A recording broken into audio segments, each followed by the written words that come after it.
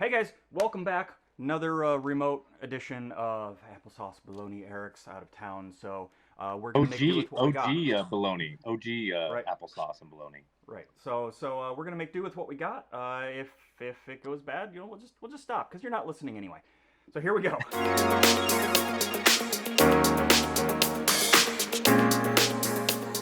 Yeah, man, Andor. What did you think?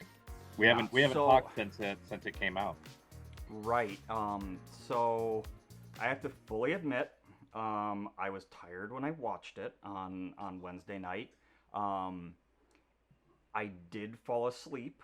I don't know if that's I don't know if that's anything to do with the show or if just the fact that I've been exhausted this week because of work. Um, I watched it the next morning. Um, Definitely made a lot more sense and intrigued me more with the stuff that I missed because I missed all the stuff with him meeting Stellan Skarsgård's character. I missed all the stuff where like the security force was invading the town. So it definitely made a lot more sense. I Yeah, I'm still I I can still see have my the reservations problem. about it. hmm I can see the problem with sort of shifting back and forth between. I think that's why they released the 3 episodes, because they realized really you needed a whole first movie, a whole 90-minute movie, basically to watch it. But now we're all sort of trained to watch things a half hour at a time, so I totally get that. Yeah. I tried to watch it when it first came out. I got through the first episode, decided to try again the next day, kind of like you did, and but yeah, I mean, I was up at like midnight waiting for this thing to drop.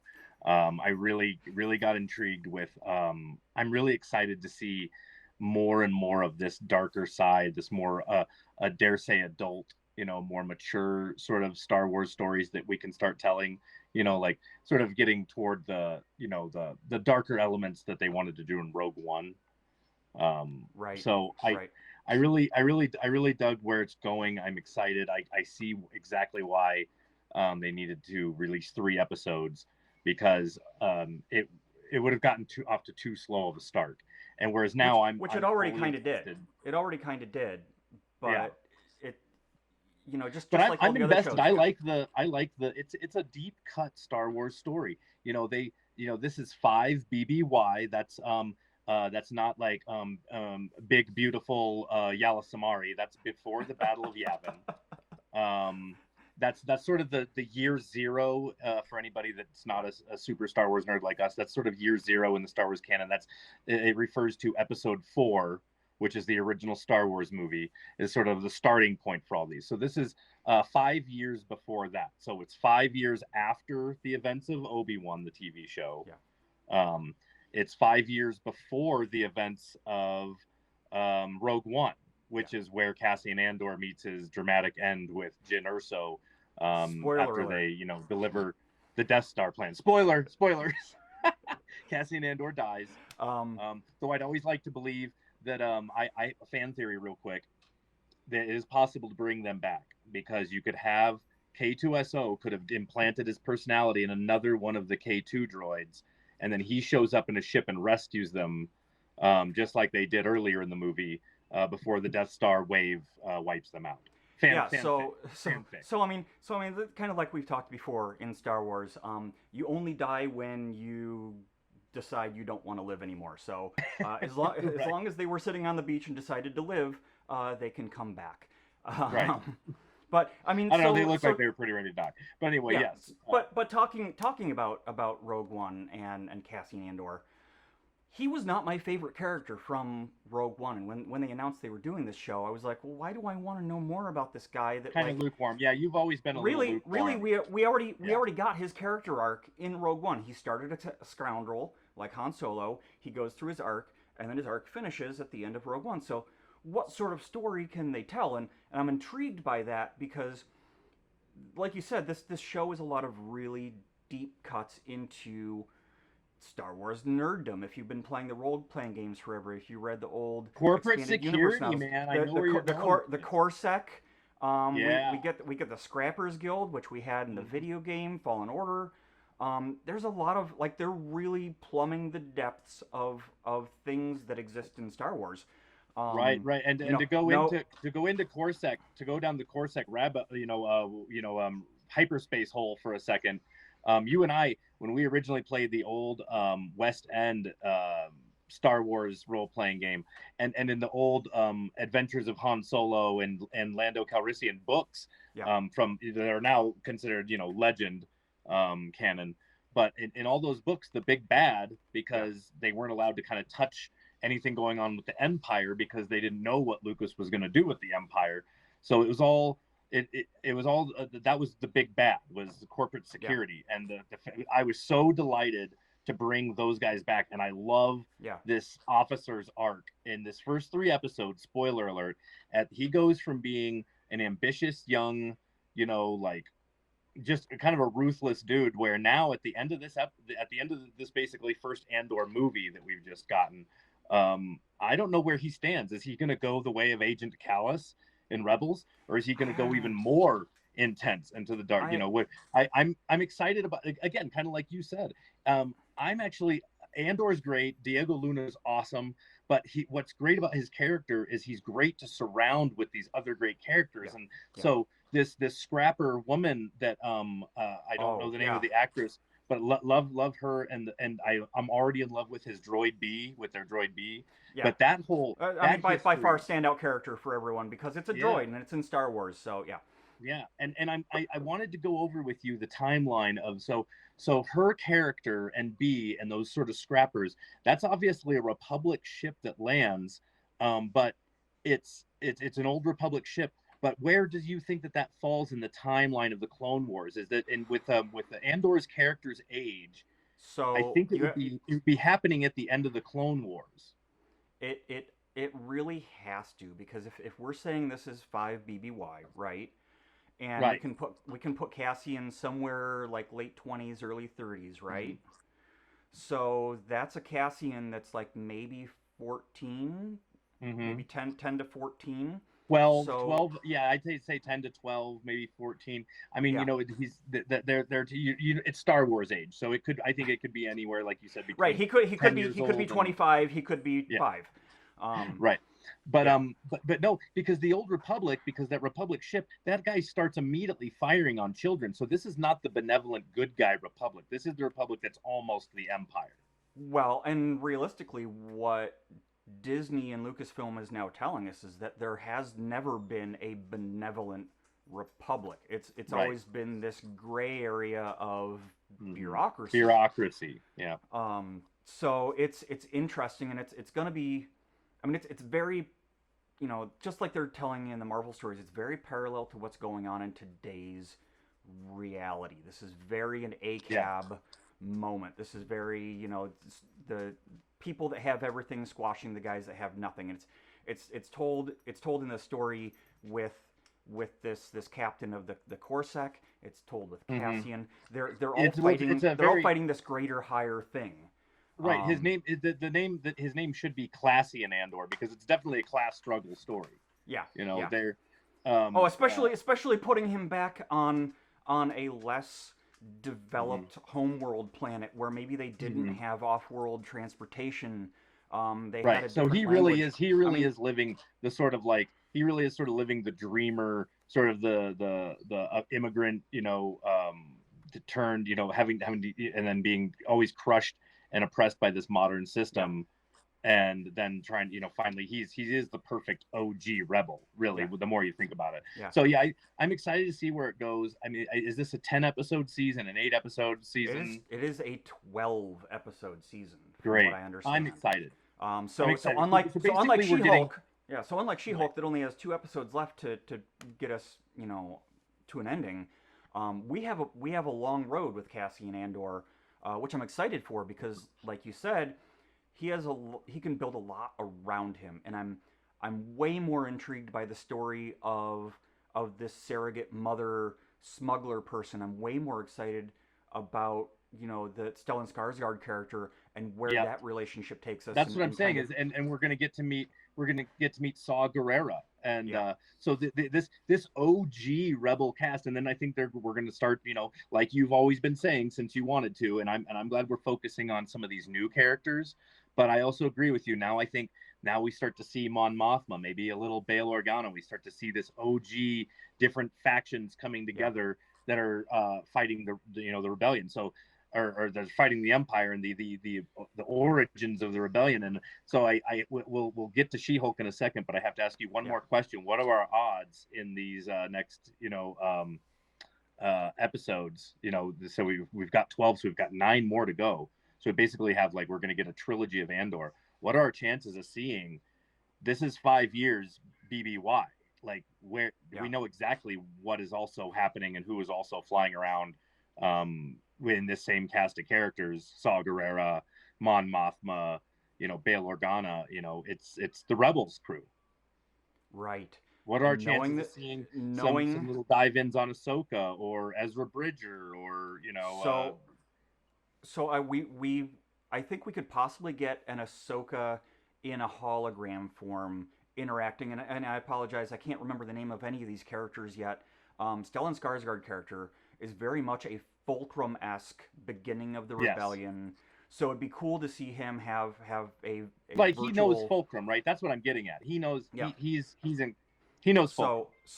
But at the same time, we now have a live action cast of Rebels. We have a Hera, we have a Sabine, we have an Ezra, and we have, um, you And that's know, what I'm saying. I think they're going to drop them in this show. I think I that's I think why I think it'd be this. amazing. I think it'd be an even if it's a bypassing, even if Mhm. Cassian gets to a place where he's meeting Mon Mothma and we see Hera and Chopper roll out from having a conversation with Mon I think they'll Mothma. be more involved in that. I mean, if we have live action actors, I think that's why Cassian has been so long planned and Yeah. so long delayed. I mean, it's one of the first titles that that they announced when Disney was becoming Disney Plus, and it's taken the longest to get in development. And I think that's my big slice of bologna.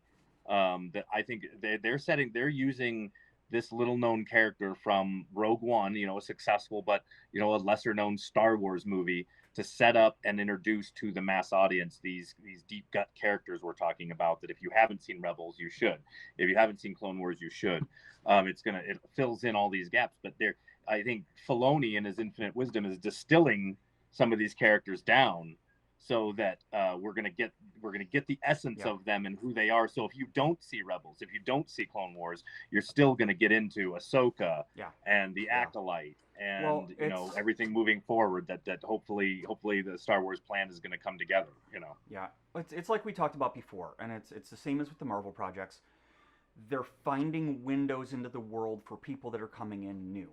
And Yep. if people that maybe have just started with Star Wars that are intrigued by this spy mystery with Cassian Andor, um, if they can get little peppered in moments of the Rebels crew, that might take them back to watching Rebels, but it also gives them a window into watching the Ahsoka show. So I think they're doing a really good job. But I disagree with you a little bit. What I don't want them to do, which is what we're getting with the Marvel stuff, it's what we're getting with She-Hulk right now, is people complaining that those characters that are teased, those legacy characters that are teased of little cameos, that people are waiting for those. Like we had to get Darth Vader right out of the gate because we knew Yeah. that we were getting a Darth Vader, so we had to see him. And it's the Yeah. problem that people are complaining about with She-Hulk right now is they're like, ah, we're 6 episodes in. Where the hell's Daredevil? And it's like, you wait for him. Let him be a treat. Like, don't Well, yeah, you and know? I think to kind of shift gears into She-Hulk, I think that's a good segue. I love that it is so light. It's the moments that we only got sparingly in the early Avengers movies and in the Marvel movies, where just them being people.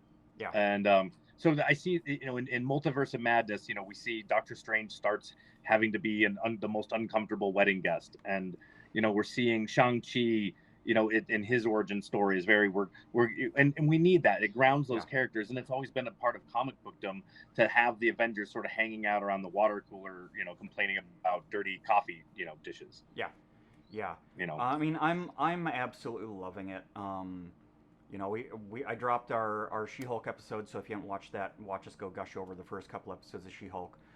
yeah, I am loving this everyday story. To be honest, if it never, I know they're starting to tease like kind of an end story arc, but to be honest, if it never accomplished anything at the end of these episodes and it was just a fun story of this Right. person's day-to-day life, I'd be good with that. I'm this Yeah. wedding I episode. think I it's a good enjoyed balance. this wedding episode where it was Yeah. just like watching this person deal with being a superhero and how that affects her interpersonal life. It's so Yeah. fun.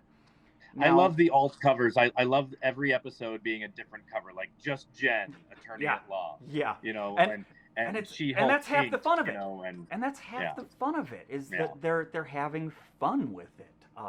Well, and it opens the door too. I mean, this has to be a Marvel. They need SheHulk is also a bridge. We're talking about in a window into having Deadpool Yeah, and by proxy, you know, the rest of the X-Men and that sort of fourth wall breaking. I mean, She-Hulk really is groundbreaking. You know, not just that that's one of her moves. But oh, that was thank bad. you for getting that.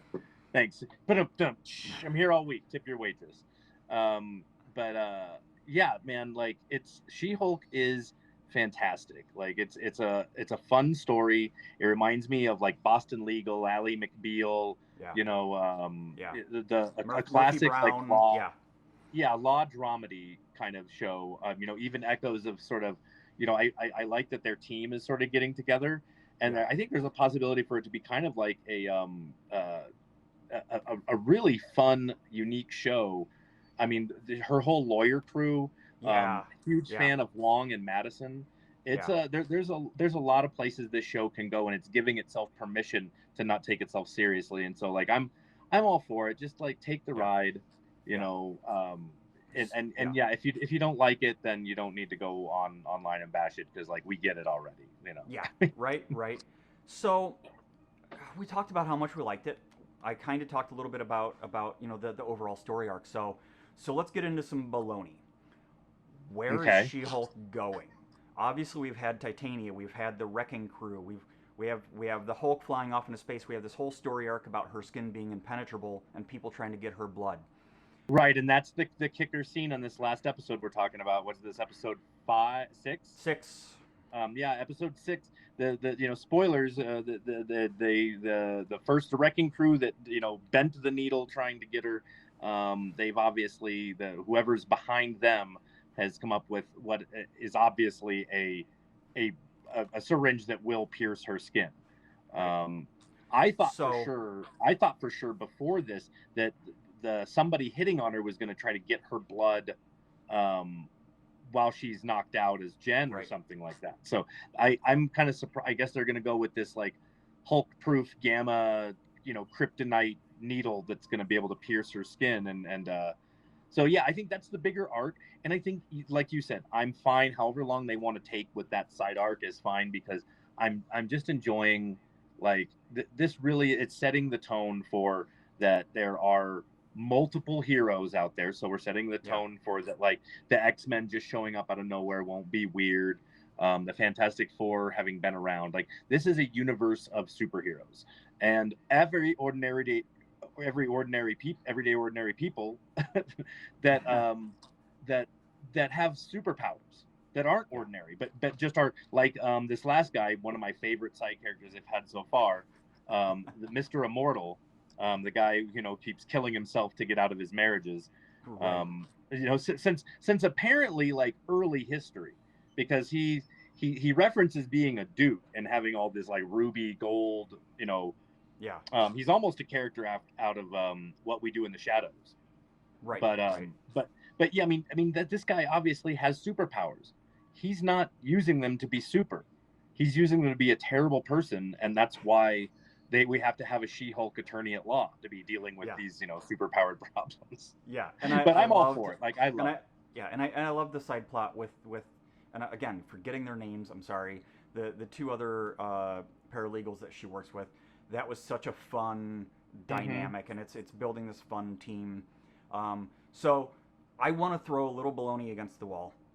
Okay. It's kind of where I was going with talking about the story arc. So, end of this season, when I first saw the kind of hands at the end with the needle, my first thought was, well, we've already got an Abomination drop, right? We've already Mm-hmm. got we've already got Bruce talking about how he was literally a different person. Are we gonna see the leader, Mr. Blue, at the end of the season, or is this doing what the comic books did Hmm. and leading to She-Hulk's blood being stolen to create the Red Hulk, which ultimately ends up being part of the Thunderbolts, even I though we think that have. that's probably more likely. But since you threw that baloney against the wall, let me throw another piece on top of it. I mean, Make we it already double opened the baloney. package, so let's just Right? Yeah, I'll just start flinging baloney against the wall like Tracy Morgan in 30 Rock. But like so uh, Big Blue, originally the leader, or at least the Easter egg for the leader, was from the Ed Norton, I believe, the Ed yeah, Norton yeah, Incredible Hulk, where at the end he's the scientist friend that helps them analyze his blood, and at the end he gets sort of like crushed in some equipment by Abomination, and we see it seeping into his head. mm-hmm. That originally, I believe, was supposed to be the leader. So it's completely Yeah, possible the way that they're doing cross characters and bringing back Abomination. Why not bring back that guy yeah, as the leader? yeah, Um, so I think it's possible that that could be just as much as the Red Hulk. But I'm inclined, since we know we're getting a Thunderbolts movie. Um, I'm inclined that being sort of a lead in to possibly setting that up, like yeah, Red Hulk, World War Hulk, because Marvel's going to have to, and like they do with everything, like every comic, um, origin story that they take from, they're going to have to change around World War Hulk because they've already yeah, used elements of it in Ragnarok and going forward with his characters. So we've already done the shoot like Hulk into space. yeah, So they're gonna have some other way to start World War Hulk, and I think that could definitely be it. yeah. So, all right, man. Well, Anything else yeah, I about think Andor or She-Hulk that you want to throw out there? no, man, just like like and subscribe. We'll keep kicking these out whether you watch or not. So tell a friend. Yeah, yeah. We may not be regular, but hopefully you're enjoying these when we get them out there. Well, yeah, if you only eat applesauce and bologna, you won't be regular. So it's But like we keep saying, there's so much coming out through the end of the year. It's so much stuff lots to to watch. talk about. We're not going to get to talk about everything, but we hope you enjoy what we're saying.